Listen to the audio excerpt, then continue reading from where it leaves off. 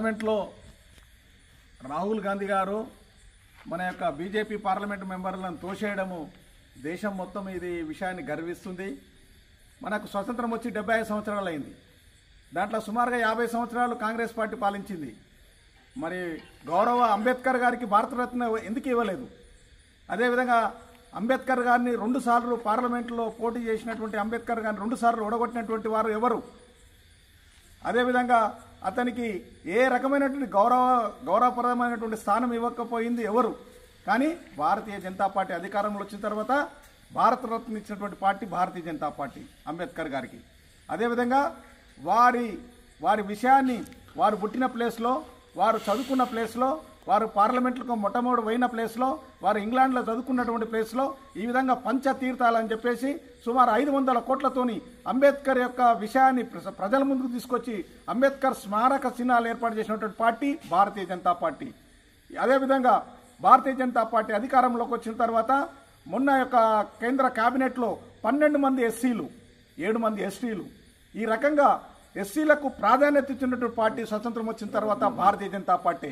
ఇప్పుడు అధికారంలో ఉన్నటువంటి ఇప్పుడు కేబినెట్లో 10 మంది ఎస్సీలకు, 8 మంది ఎస్టీలకు, ఈ విధంగా దళిత సోదరులకు ప్రాధాన్యత ఇచ్చినటువంటి పార్టీ భారతీయ జనతా పార్టీ.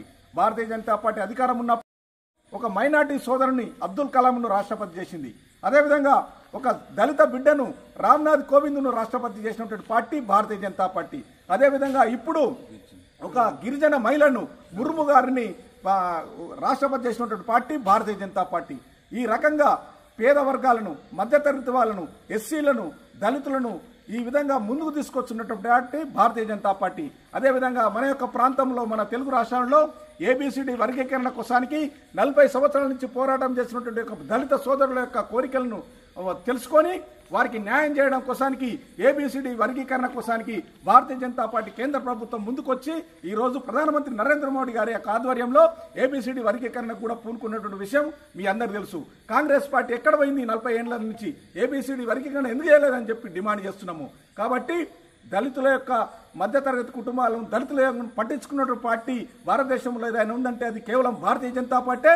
భవిష్యత్తులో కూడా దళిత వర్గాలను, బీసీల బడుగు వలైన వర్గాలను, బీసీలను కూడా ముందు తీసుకొచ్చి భవిష్యత్తులో ఇంకా పేద ప్రజలకు న్యాయం చేస్తామని చెప్పి సందర్భంగా తెలియజేస్తూ, కాంగ్రెస్ పార్టీ ఈ విధంగా అంబేద్కర్ను కేవలం రాజకీయాల కోసానికే వాడుకుంటుంది. వాళ్ళ 50 సంవత్సరాలలో ఏ రోజు కూడా అంబేద్కర్ ఆశయాలను ముందుకు తీసుకుపోలేదు.